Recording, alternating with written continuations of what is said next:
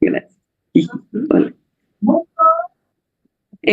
Bueno, entonces con este advenimiento de la biología molecular se identifican estas dos alteraciones que son en la vía tanto Hedgehog como en la vía WNT o Wingless. Y para el 2010 o 2012, estas mutaciones ya se hacen como pues canon, en donde debido a estas alteraciones se divide el medulloblastoma en 4 subgrupos que posteriormente pues vamos a ver que tienen varias implicaciones y pues ahora ya están clasificados de tal manera. En cuanto a la epidemiología, como les digo, constituye alrededor del 20% de los tumores del sistema nervioso central. Generalmente se presenta en pacientes desde 0 años hasta los 14 años, con picos de incidencia de los 3 a los 4 años y de los 8 a los 10 años. Se describen alrededor de 500 casos nuevos por año, que esto constituiría de 5 años por millón de niños, de 5 casos, perdón, por millón de niños. Y alrededor del 5% de todos estos casos están relacionados con síndromes de predisposición para medulloblastoma, que posteriormente vamos a ver. De los principales, pues es no lo borré, perdón. Se le puede decir síndrome de carcinoma de células nevoideas basales o síndrome de Gorlin y el síndrome de poliposis adenomatosa familiar.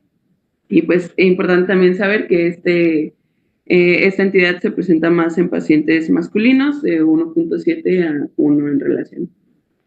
Macroscópicamente es un tumor suave, friable, generalmente con áreas de necrosis, y microscópicamente son altamente celulares, que esto pues va a hacer, pues lo vamos a ver posteriormente en cuanto a la radiómica. Generalmente es de núcleos pequeños, redondos, basófilos, es decir, es un tumor de células pequeñas, redondas y azules. En la inmunohistoquímica vamos a utilizar varios agentes, sobre todo describía de manera inicial estos, enolasa neuroespecífica, sinaptofisina, nestina, pero posteriormente vamos a ver otros, por ejemplo el YAP1, que también son importantes para hacer esta clasificación.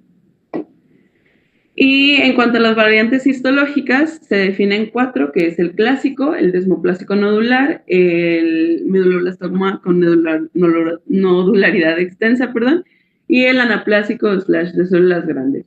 En cuanto al pronóstico, pues dependiendo de las variantes histológicas, el desmoplásico es el que se asocia con un mejor pronóstico y está pues asociado a mutaciones de el PTCH1, que va a ser uno de los componentes de nuestra vía el Hedgehog de mayor importancia. Y el anaplásico o el de células grandes es el que está asociado a un peor pronóstico. Se encuentra relacionado estrechamente con el grupo 3 y pues se caracteriza también por metástasis en el trayecto de líquido cefalorraquídeo. Obviamente, pues el grado de anaplasia siempre se ha correlacionado con peor pronóstico y pues 40% de estos presentan rosetas en jumbo. Muy bien. En la clasificación del 2021 viene a revolucionarse un poquito. Estaba la clasificación del 2016 inicialmente, en donde sí había esta división molecular, pero aquí ya la hacen como más específica.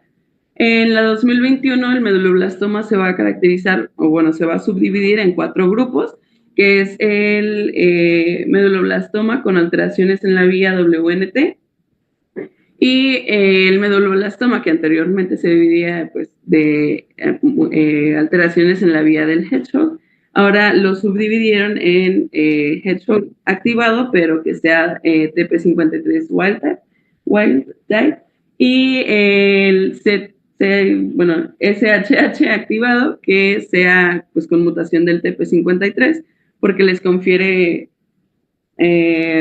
pronósticos bastante distintos. Y el grupo 3 y 4 que habíamos tenido en previas clasificaciones lo pues mezclaron, aunque cabe destacar que son todavía entidades diferentes, en no mutada en WNT y no SHH. Y pues los los clasificados de manera histológica. Entonces, para hacer más gráfica la clasificación, está esta tablita en donde el WNT se subdivide o tiene sus subtipos que son el WNT alfa y el WNT beta. El WNT alfa es el que es más prevalente.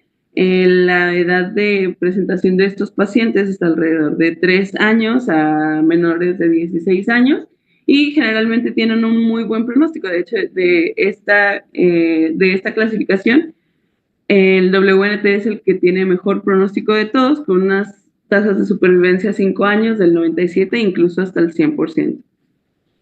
Y están relacionados con monosomía del cromosoma 6. Estos tumores están también, pues es importante que sepamos la localización, porque también dependiendo de los subgrupos es donde se va a localizar la tumoración. Y el WNT se caracteriza por estar localizado en los pedúnculos, sobre todo, o sea, de manera práctica en el cerebelo. ¿Cómo le pongo? Bueno, aquí se ve, ¿verdad? En el cerebelo, pues esta parte de acá que está como casi en contacto estrecho con ¿cómo se llama? La médula, ajá, bueno, todo el puente y todo. Yo todo eso. Bueno, es prácticamente como una posición más anterior. En cuanto a la clasificación de los meduloblastomas con mutación de la vía Hedgehog, estaban clasificados en alfa, beta, gamma y delta, que posteriormente esta clasificación cambió. Bueno, solo los reagruparon de manera diferente y estos generalmente suelen ser hemisféricos. Ahorita pues les comento más de estos subtipos de la SSH. Y los grupos 3 y 4, que todavía son pues, entidades diferentes de acuerdo a toda su biología molecular, la metilación del ADN y todo esto que pues nosotros no tenemos mucho alcance de eso, se van a presentar sobre todo de manera central también, pero van a ser un poquito más posteriores que a diferencia del WNT, sobre todo en vermis. Y el grupo ¿mande? De ahí salen las. Muy bien. De aquí pues me voy a lo que les comentaba, la subclasificación ya más reciente del SHH, en donde se subdivide en subgrupos 1, 2, 3 y 4. En el grupo 1 y 2, estos van a ser los caracterizados porque se presentan en pacientes más pequeños, en pacientes menores a 3 años, y el grupo 1, anteriormente pues categorizado como grupo beta, va a estar relacionado altamente con la histología desmoplásica. De hecho, todo ese HH se relaciona mucho con la histología del meduloblastoma desmoplásico. Aquí hay una heterogeneidad en el pronóstico, pero pues mantener en cuenta que generalmente tienen mutaciones en PTCH1, en el gen SUFU o en SMO, que vamos a ver posteriormente, pues que son parte importante de la vía del Hedgehog. En el grupo 2, que anteriormente pues era el grupo gamma, también del 15 al 20% en la incidencia, y son pacientes igual, menores a 3 años generalmente, desmoplásicos o incluso pueden ser de nodularidad extensa. Generalmente llevan un buen pronóstico y se asocian también a la lesión del 9Q, también igual. Pues obviamente todas las alteraciones de la vía Hedgehog, PTCH, SF, SUFU y SMO. El grupo 3 es el, creo, que más importante porque aquí es donde se subdivide este grupo en pacientes que tengan TP wild type y los pacientes que tienen el TP mutado. Pues gracias a Dios, los pacientes que tienen el TP mutado constituyen del 10 al 15% y los que son wild type pues son del 20 al 25%. Estos se suelen presentar en pacientes mayores a 3 años y menores a 16 años. También, pues obviamente está la relación hombre a mujer a favor de pues, los hombres.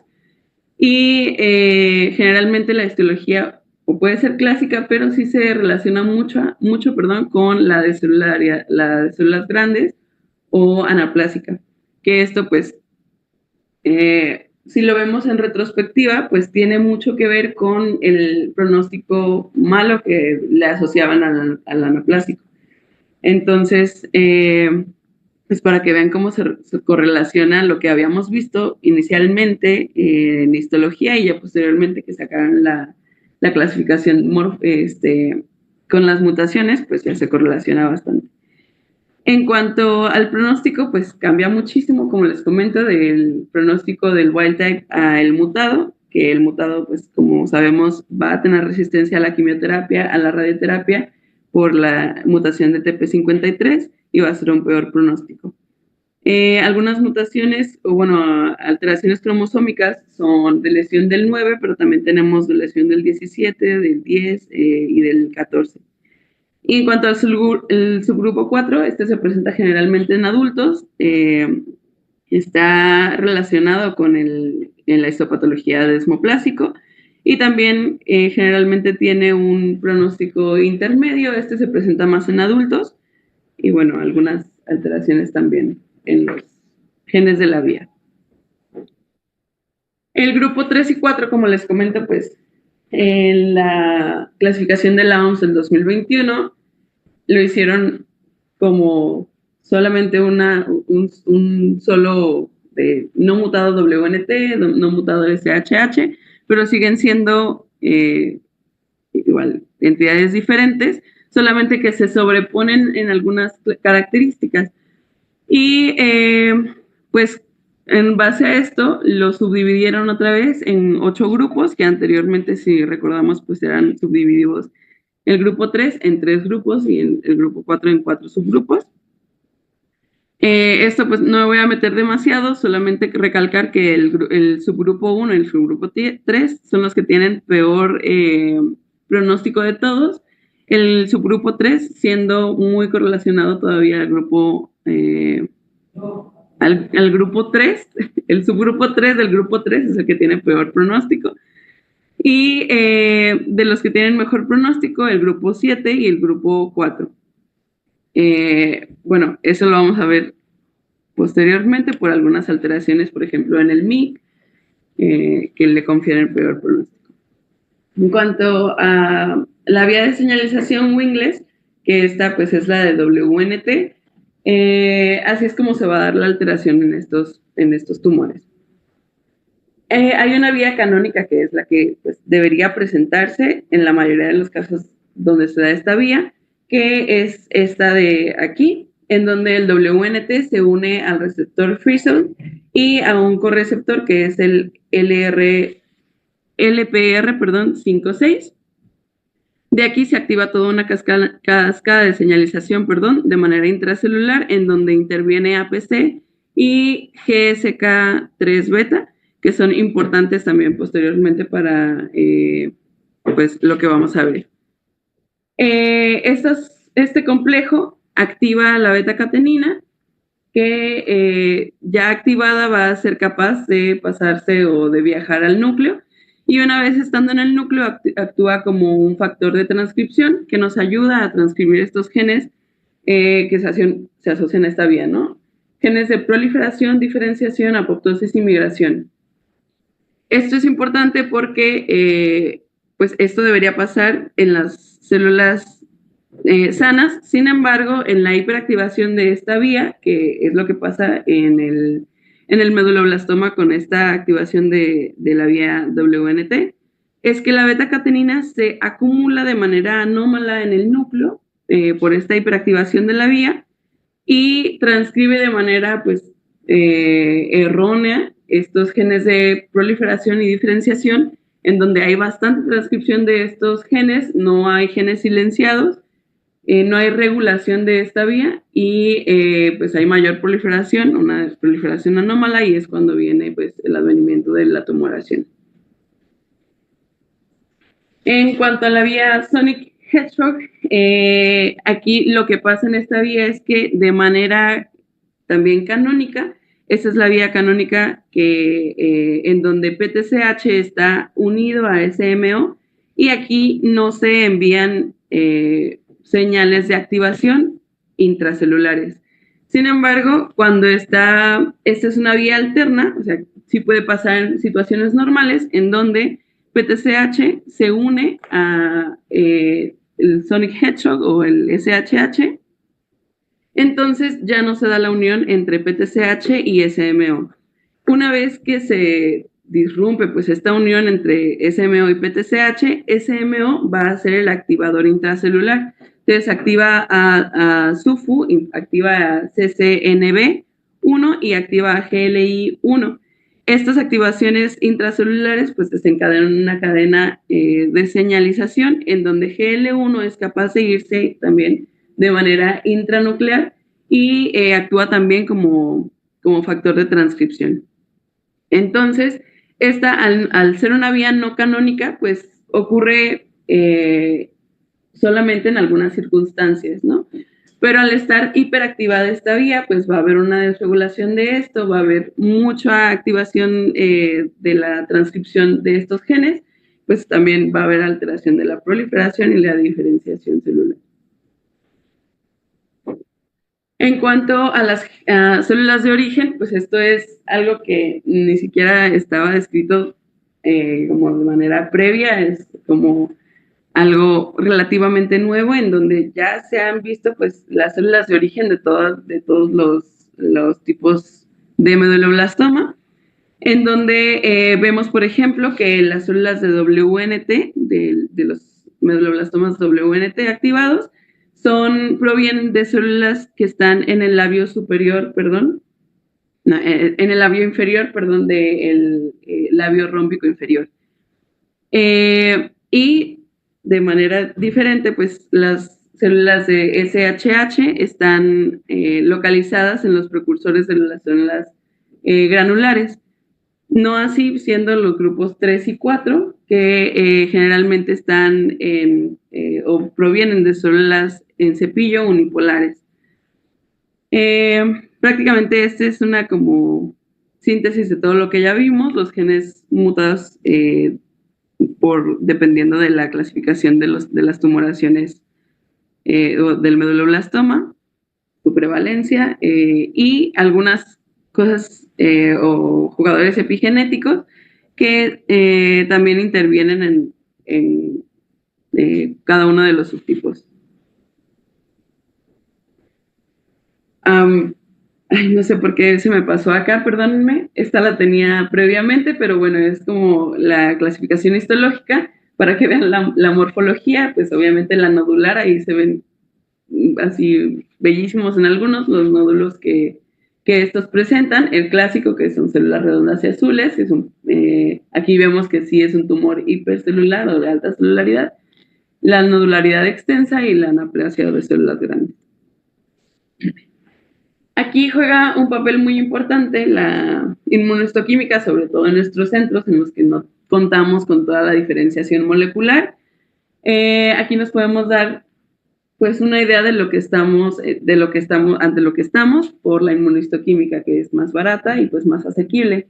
Por ejemplo, en los tumores WNT, pues podemos pedir beta-catenina nuclear, que va a estar obviamente positiva, SH va a estar negativa y los tumores grupo 3 y 4 van a estar negativos también. GAB1 va a estar negativa en el WNT, pero va a estar positiva en SHH.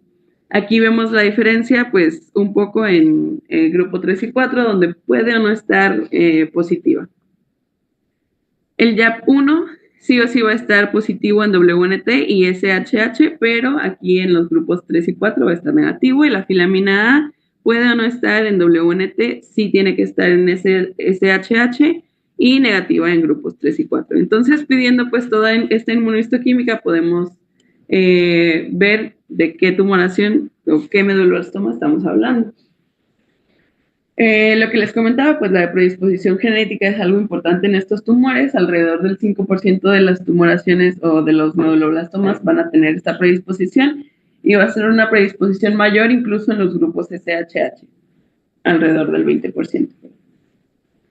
La que más se ha visto, pues que está más prevalente, es el síndrome de Gorlin o lo que les decía, el síndrome del carcinoma de nébulos de vaso celular. Es una mutación autosómica dominante, generalmente es una mutación que está en PTCH1, en el cromosoma 9, y es una, como lo veíamos, un componente clave en la vía del hedgehog. También puede haber, por ejemplo, pacientes que no tengan PTCH1 mutado, sino SUFU, pero pues obviamente también va a estar altamente implicado en esta vía. Generalmente se da en pacientes de alrededor de los 3 años y se va a caracterizar también por un fenotipo clave, que son pacientes que presentan macrocefalia, una frente prominente, hipertelorismo y van a tener queratoquistes odontogénicos. En cuanto a otra predisposición genética, está el síndrome de Turcot, perdón, que se relaciona a la poliposis adenomatosa familiar, pero cuando está relacionada con un meduloblastoma se le llama síndrome de Turcot. ¿Es Turcot? Sí, es Turcot, ¿verdad? Y ahí me glitché. Muy bien, también es autosómica dominante. Generalmente los meduloblastomas se van a presentar en menos del 1%, pero es importante que lo sepamos y son mutaciones inactivadoras de APC, que esto, como lo vimos, se relaciona mucho en la vía del WNT, es parte del complejo que veíamos que activa a la beta-catenina. Bueno, esta mutación también es importante que la conozcamos y generalmente pues está relacionada a meduloblastomas con alteración de la vía WNT.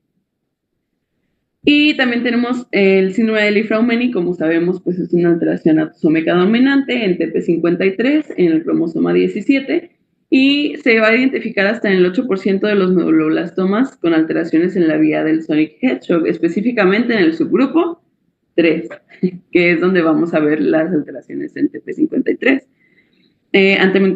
anteriormente conocido como grupo alfa.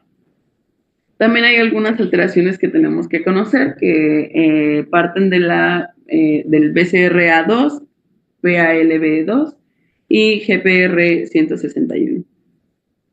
Bueno, este es el fenotipo de los pacientes con Gorlin para que los veamos igualmente. Frente prominente, el puente nasal también puede estar deprimido, macrocefalia, hipertelorismo y los quistes odontogénicos.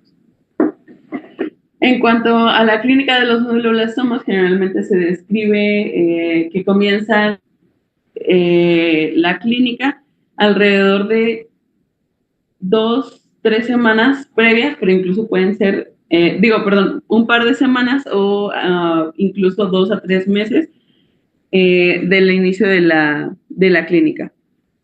Se va a caracterizar porque generalmente hay un incremento de la presión intracraneal y pues se viene todo lo que conlleva esto, cefalea que es de predominio matutino, náusea, vómito e incluso alteración del estado de alerta o algunas alteraciones visuales por el daño a las vías ópticas.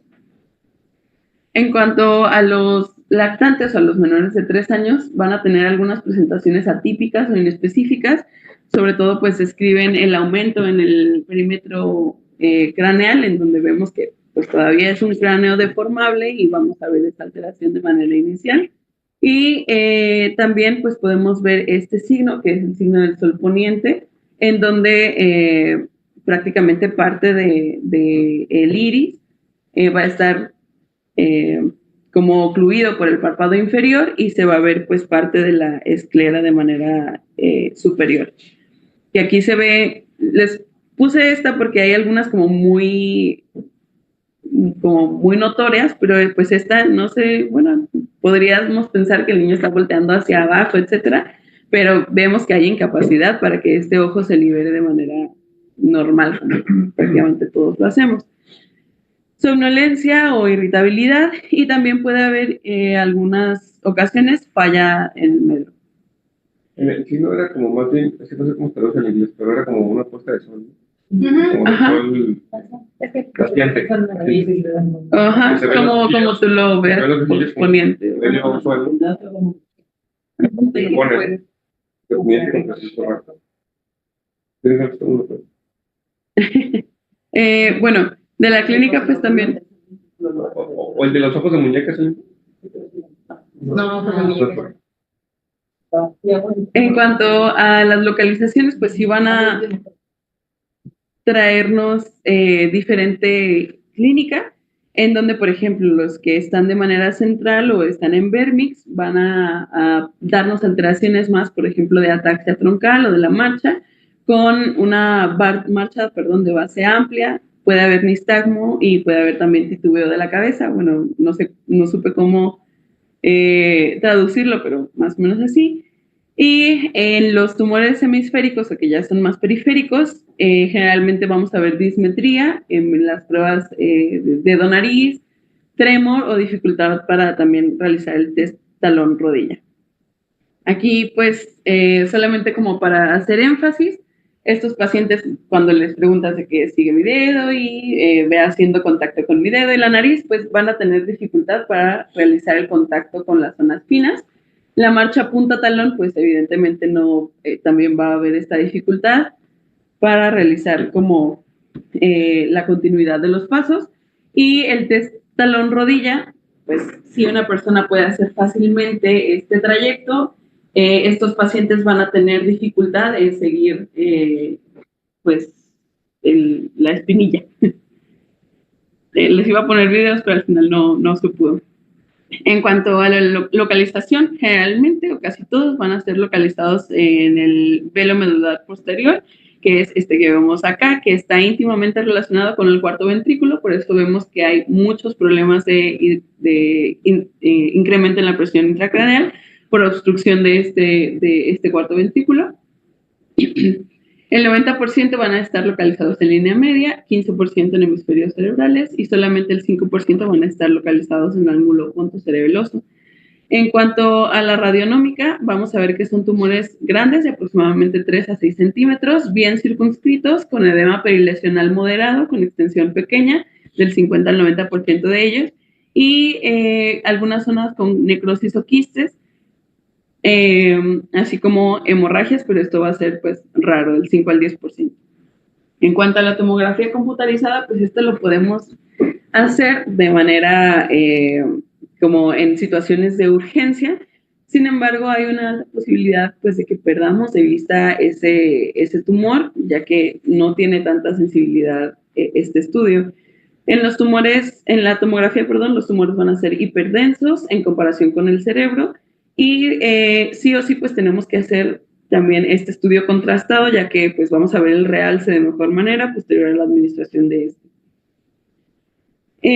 Pero lo que tenemos que tener en cuenta y que es el estudio pues de elección, es la resonancia magnética, también siempre con contraste, y siempre también tener en cuenta que lo tenemos que hacer tanto de cráneo como de eje, por toda la predisposición del medulloblastoma a hacer metástasis a todo lo que tenga contacto con el líquido cefalorraquídeo. En T1 vamos a tener una lesión hipointensa. Generalmente vamos a tener, en caso de hemorragias, pues vamos a ver lesiones hiperintensas, sin embargo, es que casi no se ve. Lo característico es que sean pues negras en T1. En T2 generalmente va a ser iso o hipointenso comparado con el resto del cerebelo, y ahí vamos a ver algunas zonas hiperintensas hasta el 50% de las tumoraciones, como por ejemplo en este paciente. El tumor realza bastante, igual con el gadolíneo, aunque va a ser variable, generalmente es heterogéneo y del 35 al 50% van a tener realce intenso. Pero sí es importante que siempre pues las pidamos con el gadolíneo. Vemos pues la tumoración, esta por ejemplo sería una tumoración central, heterogénea, que hace realce al gadolíneo y tiene un poco de edema perilesional. En cuanto a la resonancia magnética en enfermedad metastásica, vamos a tener que descartar invasión leptomeningia que generalmente esta invasión se ve con patrones lineales o incluso algunos nodulares en la superficie del cerebro o en el canal espinal de los ventrículos. Y prácticamente es esto que se ve aquí, o sea, podría alguien pues pasarlo desapercibido, pero es muy importante de estar como atentos a esto. Esto, por ejemplo, casi se hace pues nodular, sin embargo, estas lineales pues también serían consideradas metástasis leptomeningeas. Y la metástasis espinal también es importante que las tomemos en cuenta. Van a ser igual, realces lineales o nodulares a lo largo de la superficie de la pia madre, o pues algunas metástasis también se pueden encontrar leptomeningeas, pero hasta la cauda equina. Entonces es importante hacer todo este eje. La enfermedad metastásica, como les contaba, se puede presentar hasta en el 20% de los meduloblastomas al diagnóstico. Es importante también pedir la secuencia de WI, que hay fuerte restricción de los meduloblastomas a la difusión, ya que son altamente celulares y como sabemos, pues esto impacta en el movimiento del agua, que al final esto es lo que mide, al movimiento del agua dentro de la tumoración.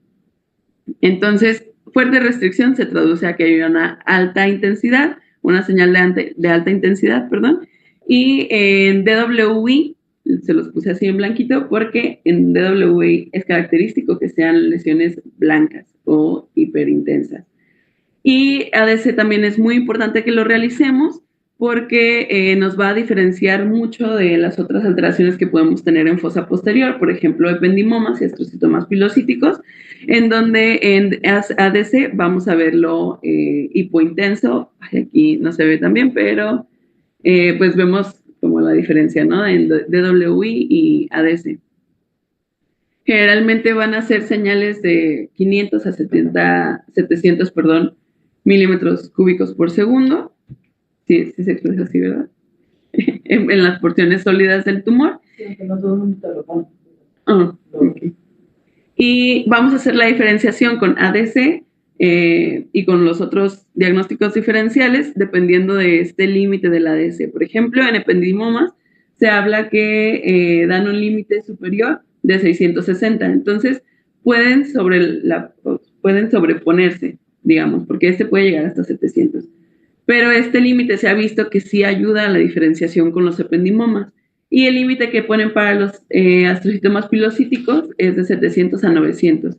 Entonces, pues con los astrocitomas incluso nos es también de mayor ayuda. En la resonancia magnética, aquí pues vemos ya de manera más gráfica, eso se los puse como para la diferenciación de las localizaciones dependiendo del subgrupo. Por ejemplo, SHH vemos que es más en hemisferios cerebelosos y en lactantes a veces puede encontrarse en vérmix. La célula progenitora, los granulares cerebelosos. El DWNT, generalmente en pedúnculo cerebeloso, que es una lesión un poquito más anterior, como les comentaba, y generalmente, pues, bueno, las células progenitoras son de las células del labio rómbico inferior. En los grupos 3 y 4 vemos que son lesiones más centrales, un poquito más posteriores que el WNT y generalmente salen del vértice. Les puse pues nada más como de referencia esto para que recordemos la anatomía del cerebelo. Esta es una vista superior en donde está el lóbulo anterior, lóbulo posterior. Aquí es donde se van a encontrar en el vérmix los tumores del grupo 3 y 4 que van a estar más centrales y WNT se va a encontrar aquí en los pedúnculos cerebelosos. Entonces sí lo podemos ver como casi como si fuera central, si es una masa de mucho volumen, pero en realidad vamos a tenerlo un poquito lateralizado. Y bueno, SHH pues lo vamos a ver en hemisferios. En cuanto a la espectroscopía, este es otro muy importante que tenemos que pedir. La característica más importante que refieren son los altos niveles de taurina, de 3.4. Sin embargo, esto los estudios que busqué, pues no todo el mundo lo hace, es más difícil encontrar que te hagan niveles de taurina en la espectroscopía, casi todos incluyen clorina, N-acetilaspartato y creatina. Entonces, aquí se me fue. Bueno, lo importante es que pues este pico de taurina no está presente en otros tumores de la fosa posterior, nos va a ayudar mucho a caracterizar la tumoración. Sin embargo, la clorina también nos puede ayudar y esta se va a encontrar más aumentada en los meduloblastomas que en los ependimomas o astrocitomas pilocíticos. ¿Mande? Pero es colina. Sí. No. ¿La colina no es colina? Ah, sí, perdóname, y creatina. Ahí como que andaba yo viajando. Pues bueno, en el N-acetilaspartato, tiene menor cantidad que en los astrocitomas, pero va a estar bastante similar a los ependimomas. La creatina es menor que el cerebro normal, pero más alto que en los astrocitomas, por ejemplo. Y el lactato pues nos va a servir, por ejemplo, como índice de necrosis, que va la doctora, nada más ya no lo puse ahí, para diferenciar pues qué parte de la tumoración está todavía activa o qué tanto hay necrosis en esa tumoración. Esta es de manera gráfica lo que les comentaba.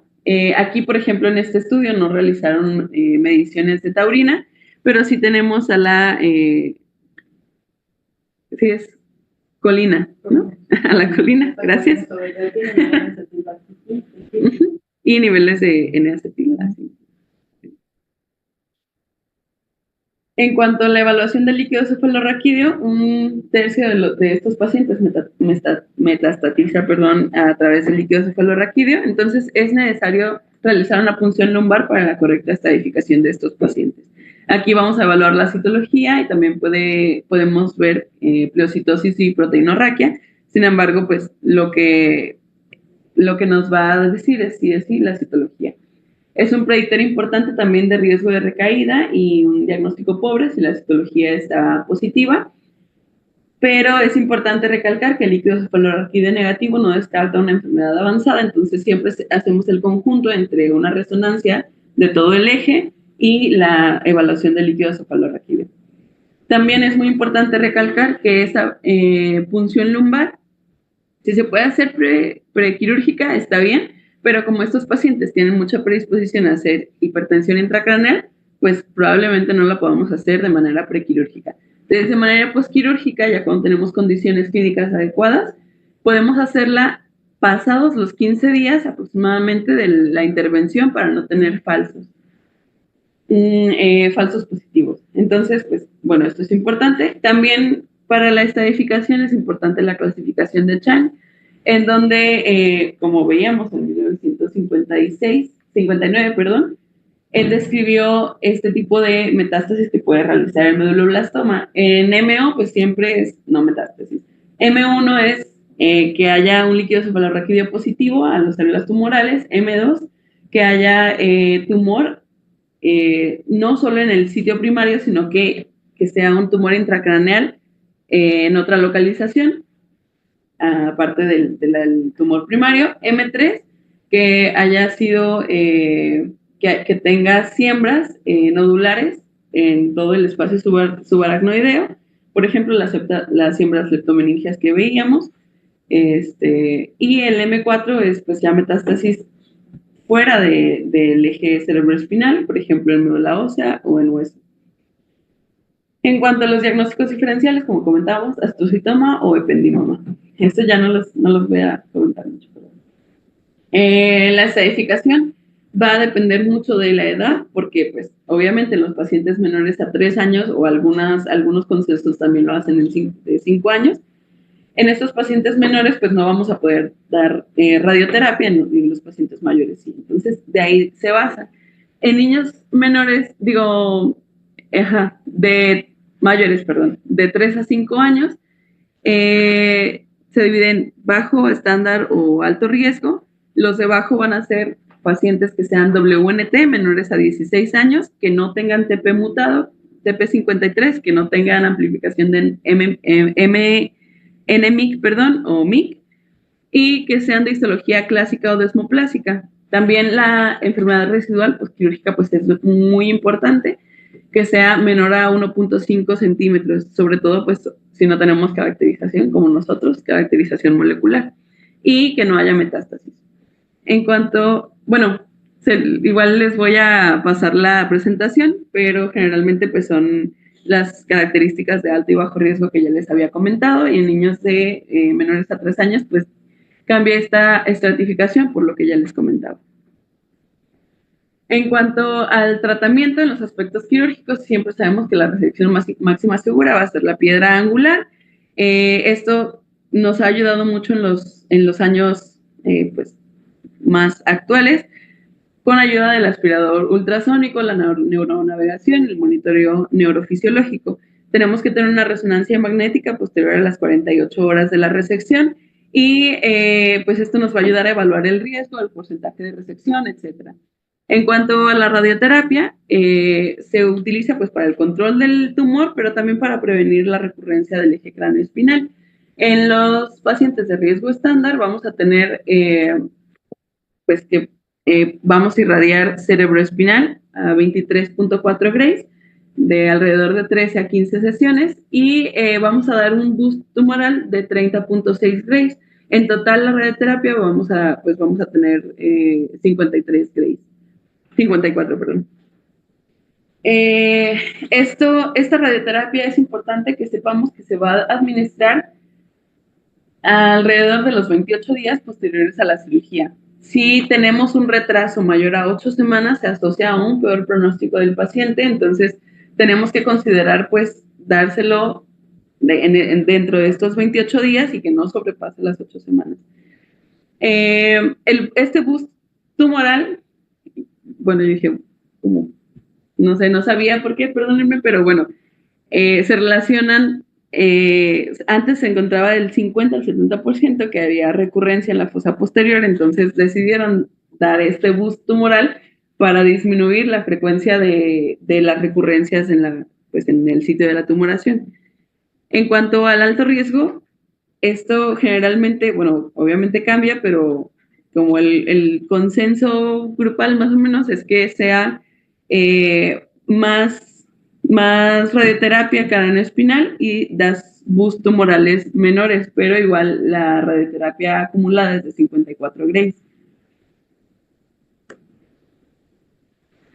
En cuanto al riesgo favorable, vamos a tener pacientes pues, con medulloblastoma del WNT menores a 16 años y que no tengan características de alto riesgo. Obviamente cirugía, la radioterapia craneoespinal y la quimioterapia. La tasa de sobrevida, con que tengas estas tres pues, modalidades de terapia, va a ser mayor a 95 independientemente del protocolo utilizado. Y esto se debe a que al WNT tiene una vasculatura aberrante que carece de barrera hematoencefálica, entonces es más quimio y más radiosensible. Sin embargo, se ha visto en 2 ensayos clínicos, vieron si era posible omitir la radioterapia y no. Bueno, hay 2 que pusieron que omitir, que fueron cerrados o cancelados porque se disminuyeron las tasas de recurrencia y pues ahorita se está viendo que pues disminuir la radioterapia puede ser viable. Por ejemplo, este ECOG 0331 daba una radioterapia craneoespinal de 23.4,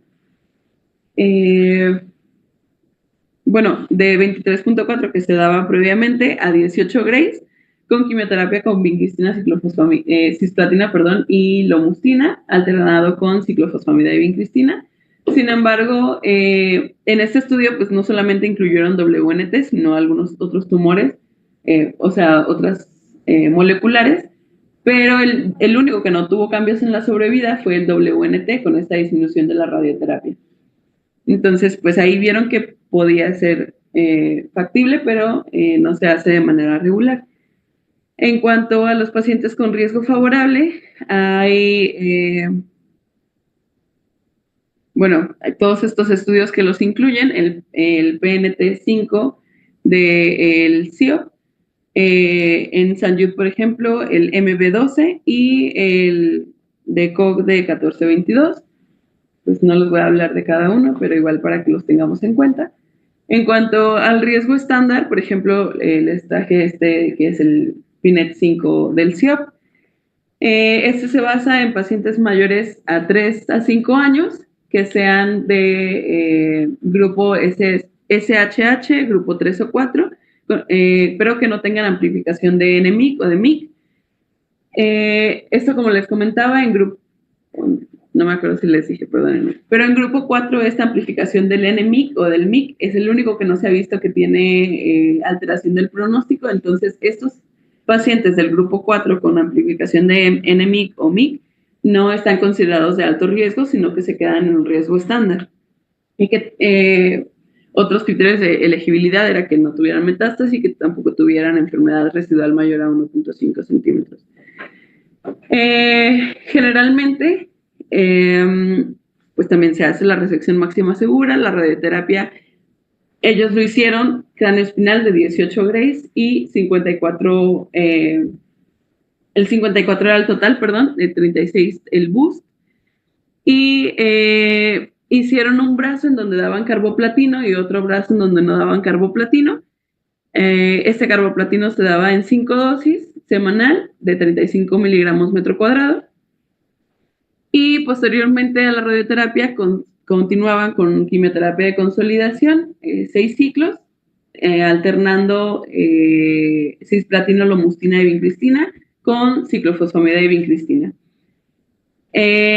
Pues este estudio todavía no tiene resultados hasta ahora, entonces pues no es algo que vayamos a manejar de manera como pues continua, pero es como para tenerlo en cuenta que se está tratando de hacer esta disminución en la radioterapia craneoespinal, aunque se ha visto que no tiene tan buenos resultados.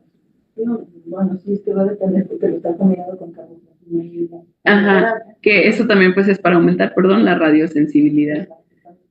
Que haya, ya vino, como concepto global, perdón que interrumpo, pero además para que sí. muy claro, hay ciertas piedras angulares en la quimioterapia. Ya vimos que la cirugía, que es muy importante la radioterapia y optimizar la radioterapia con radiosensibilizándola, y hay muchas maneras de hacerlo, comenzando con quimio. En la quimio, la piedra angular van a ser los platinos.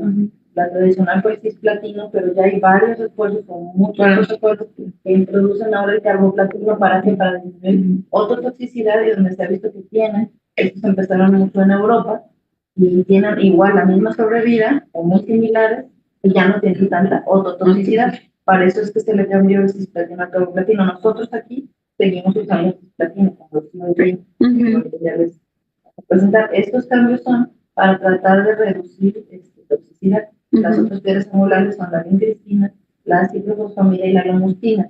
Si la dispones o no la dispones. En los estudios iniciales también fue de COG, que tenía 2 bracitos, que uno usaba lomustina y el otro ciclofosfamida, y les fue igual si tenían lomustina o ciclofosfamida. Entonces, por eso casi es independiente el que uses, te va igual de bien. Lo importante es que lo operes, que le des muy buena radio antes de las 4 semanas, y es dentro de los primeros 28 días está bien, y que si lo puedes radiosensibilizar está bien. Cuando dieron carboplatino, ellos se dieron cuenta en uno de los estudios anteriores a esto, que el grupo 3, los que eran del grupo 3, eran los que les iba un poquito mejor. Beneficia específicamente el grupo 3, que ya vimos que se problema. Por eso ahora los ensayos son, porque les digo a Rosy, que aún en el primer mundo, tú diagnosticas, mandas, lo estás radiando y a veces todavía no sabes que se puede, pero ya lo estás radiando. Entonces podrían perder una ventana de oportunidad, y estos son para que sean tratamientos que cualquier persona puede dar en cualquier parte del mundo mientras estén en el proceso. La siempre cambiar la laminita de la inmunohistoquímica, porque con una inmunohistoquímica relativamente simple, con solo 4 cositas, tú sí puedes con mucha fidelidad hacer un subgrupo, y también valiéndote mucho de la radionómica. Entonces, si hay herramientas para que tu clínico de un lugar donde no tengas toda la tecnología, sí puedes clasificar y dar mejores tratamientos, optimizar tratamientos. O sea, toda esa ciencia sí sirve, porque te sirve para poder dar un mejor tratamiento. Perdón, te interrumpo. Sí, no, muchas gracias. Quería que quedara claro eso. Tenemos otro estudio de St. Jude, el MB12. también igual, lo diferente pues aquí es que generalmente la radioterapia es estándar, pero daban mantenimiento con 4 ciclos con cisplatino, vincristina y ciclofosfamida, y solo en pacientes que tuvieran S1, es decir, un meduloblastoma con una alteración en vía Hedgehog, que no tuviera metástasis y sin alteraciones en MYC ni NTP53, que tuvieran maduración ósea, dieran bismodegib.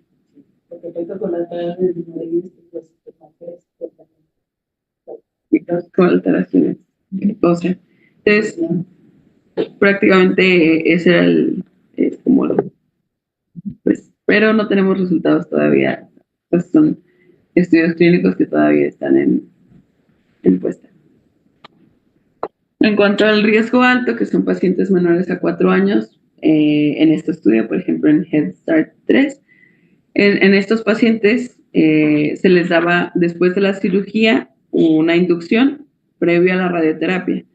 Entonces, en esta inducción se daban ciclos de cisplatino, ciclofosfamida, vincristina, etopósido y altas dosis de metotrexate.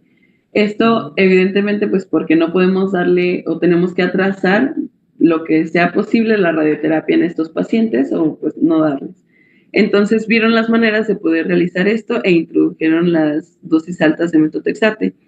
De manera inicial, utilizaron el régimen D, que está escrito acá.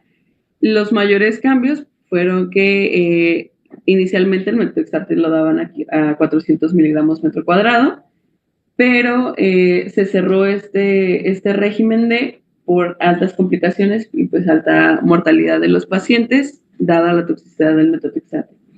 Entonces, posteriormente, pues se daba la inducción con el régimen D2, en el que redujeron la dosis de metotrexate a 270 miligramos kilogramo, y también redujeron un poco la dosis de ciclofosfamida de 65 a 55.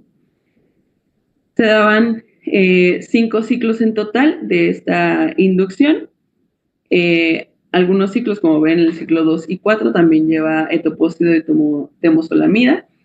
Y se realizaba una cirugía de second look, en el que posterior a esta cirugía, si es que había enfermedad residual, pues se trataba de resecar lo más posible, y ellos daban quimioterapia mieloablativa para realizar un rescate autólogo de células hematopoyéticas.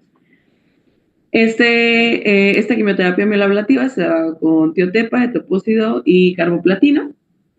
Esto, pues, posterior a todo esto, se evaluaba a qué pacientes sí o qué pacientes no darles radioterapia. Sobre todo se va en pacientes mayores a 6 años y en pacientes que no habían logrado una respuesta completa después de estos ciclos de inducción y el trasplante. Lograron una sobrevida global en pacientes con M0 que no tenían metástasis del 77%, y los que tenían metástasis M1 de 52%. Pues, o sea, no fue realmente mucho, sin embargo, pues fue como un esfuerzo para salvarlos de la radioterapia. Y se vio nada más importante en los pacientes con histología nodular, una sobrevida significativa del 89%, pero pues específicamente en estos pacientes. Otros pacientes de alto riesgo que considerados por el COG son menores de 3 años, con algunos criterios de elegibilidad también, que fuera, por ejemplo, que tuvieran una tumoración residual mayor a 1.5, líquido cefalorraquídeo estuviera positivo, que tuvieran metástasis, o en pacientes menores a 8 meses sin metástasis, o pacientes que tuvieran glioblastoma anaplásico. En estos pacientes se realizó una inducción también de 3 ciclos con vincristina, etopósido, ciclofosfamida y cisplatino, y estos ciclos pues se daban cada 21 días. En un brazo se dio dosis altas de metotrexate y en otro brazo no. Posteriormente daban 3 ciclos de consolidación con carboplatino y tiotepa. para posteriormente dar un rescate con células hematopoyéticas también, autólogo. Estos ciclos de consolidación se daban cada 28 días y lo que se vio en este estudio es que pues una diferencia abismal entre los pacientes que sí les daban dosis altas de metotrexate a comparación de los que no les daban dosis altas de metotrexate. Entonces, en estos pacientes que no les podemos dar radioterapia, pues sí es indicado, sí es pues sí, indicado darles las altas dosis de metotrexate para lograr una sobrevida aproximada del 68%. Y esto pues para ahorrarnos la radioterapia, para posteriormente tener, si es que el paciente llega mayor a 3 años, poder darle radioterapia de rescate. Aquí les puse varios estudios clínicos en donde pues se tratan pacientes infantes, es decir, menores a 3 años o 5, dependiendo del grupo. La piedra angular, no es para que quede claro, sí sigue siendo metotrexate. A dosis altas. Y en muchos de los grupos sí consolidan con radioterapia al final de cuentas, llegando después de los 3 o ya no de 5 años, ¿cierto? Pero el chiste es darla, no darle nada a la radioterapia. Ahí lo que se ve es que los que son de nodular grande, nodular extenso, perdón, ellos los va a súper bien, pueden alcanzar con el metotrexate sin radioterapia cerca del 80-89% de vida. Los que no lo alcanzan son los del grupo 3, que son los de un problema grave, y eso sí lo tienen que consolidar finalmente, o con trasplante y después radioterapia, porque están muy bebés, a veces tienen 8 meses, 6 meses, o con radioterapia. O sea, no se ha logrado que se evite la cura aquí en esos casos de nodular grande sí, porque son las mutaciones del SUF, que es muy sensible, que ya vemos que el sistema diagnóstico altito. Entonces ahí vuelve a correlacionar muy bien, tener claro que es el molecular del paciente, que esto que tiene, qué localización para yo predecir. Por ejemplo, si es un bebito que tiene clásica y tiene la línea media y tiene 8 meses, y no tiene nodular, pues ya creemos que le va a ir mal. No es lo mismo que si lo tiene en un hemisferio, que sea desde acuérdate que se ven como uvas grandototes que se cubre la resonancia, y que tenga a lo mejor esta gorra, ¿no? Pues bien padre, porque conforme metotrexate se va a curar con casi 80% de actividad. Pues tú como clínicamente ya puedes ubicar cómo le viene al paciente y no olvidar siempre sus piedras angulares de tratamiento por edad. Son diferentes, latinos, niños menores de 3 años y pequeños metotrexate como no. 5 minutos. Bueno. Pues, o sea, realmente no tengo nada más terapias emergentes, sobre todo algunas moleculares. Como esto, nada más felicito a Rosy porque la verdad es que le he costado mucho trabajo que la verdad está muy bien, está muy bien.